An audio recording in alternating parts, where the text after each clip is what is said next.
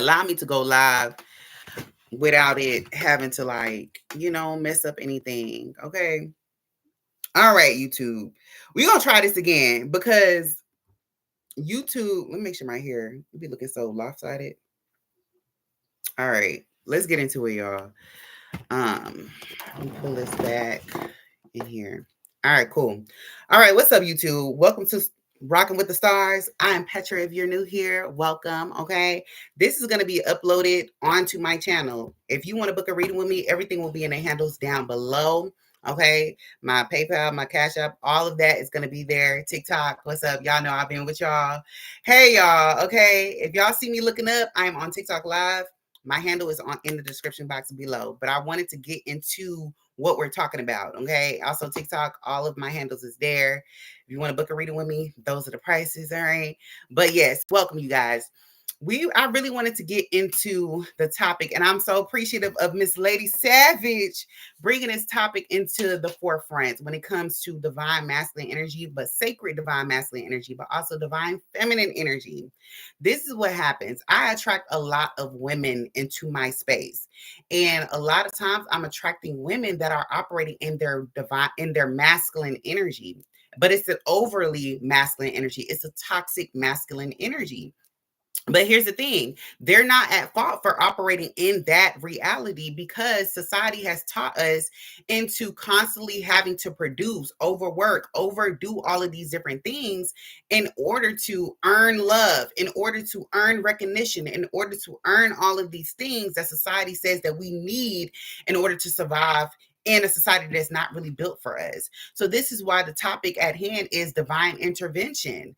Hi, Abby. Welcome on in. So even with divine intervention, what happens? A lot of times we're overly going, and then that emotional burnout is manifested physically where now our health is in concern, and now we're literally having to we literally have to be stopped by the universe. And this is why I say it's divine intervention, right? And a lot of times we can be like, oh, the universe did this to us, the universe did this to us, and we become victims of our own reality. But really, the universe is trying to tell us, hey, you've been going on a mile a minute. You've been going on and going and going and going, and you haven't had time to rest. You haven't had time to sit down and bask in your feminine energy, something that is innately within us already as women. We are innately more feminine than men.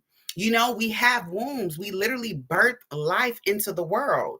That is femininity. We naturally have that. But what happens is, as women, we get into a society where whether we were children and our parents condition us into believing that we always had to do stuff. We always had to earn their love.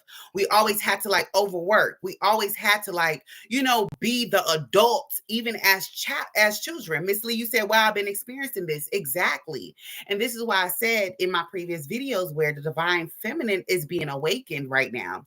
And this is what happens as a divine feminine, as that energy starts awakening, what comes up? Now resentment comes up. Anger comes up.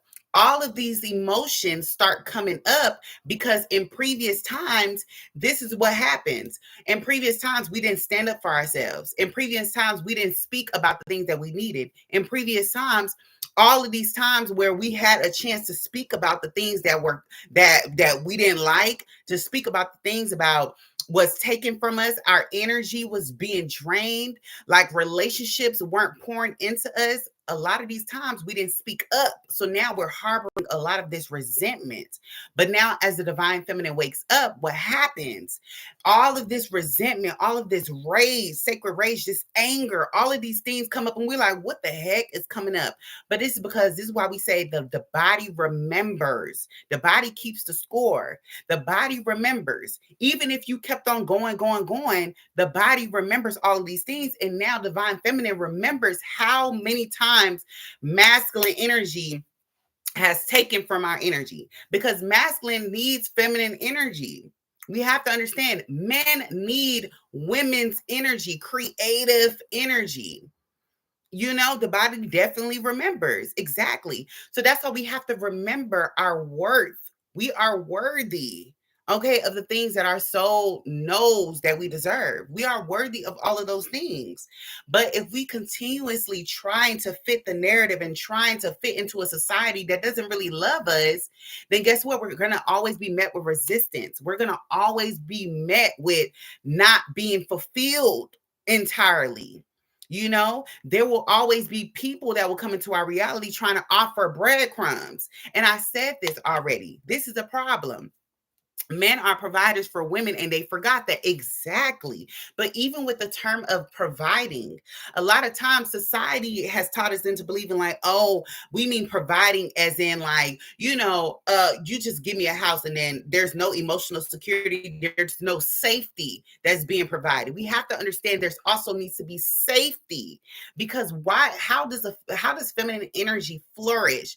Feminine energy flourish when she is out of survival mode. She's out of survival mode. And how does femininity get out of survival mode? Someone creates a space for her femininity to flourish and not be lazy, and not be considered deemed as lazy, and not be deemed as like, oh, you're not doing enough. You're not bringing enough to the table. No, feminine energy brings a lot to the table. Feminine energy brings everybody to the damn table. What do you mean?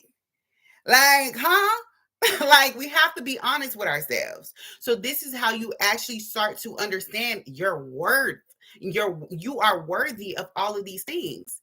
You said, Lady Savage said, man forgets that they think just because they provide that enough with no emotional support. Exactly.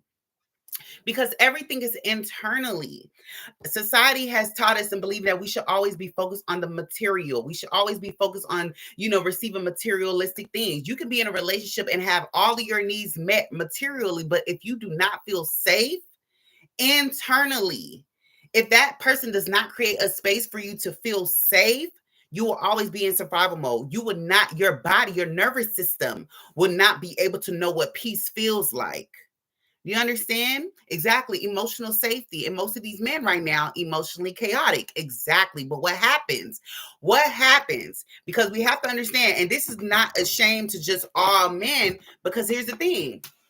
We also, as women, have to take accountability. Like Abby said, emotionally chaotic. But what happens?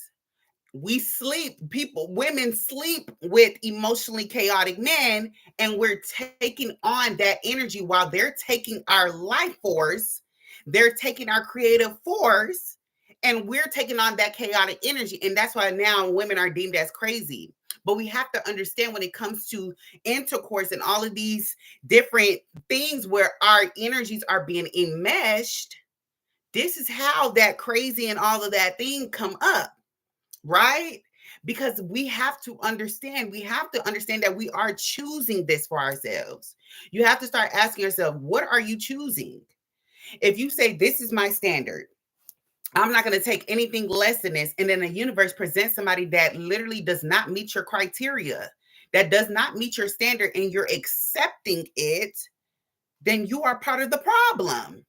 And this is why a lot of people are listening. And I don't want people, I'm going to say it right now. Do not listen from your trauma. Listen from an objective view. Because when you're listening from an objective view, then you're able to take on things without taking it personally. You can observe it and be like, oh shit. You can look at it and you can hear it objectively.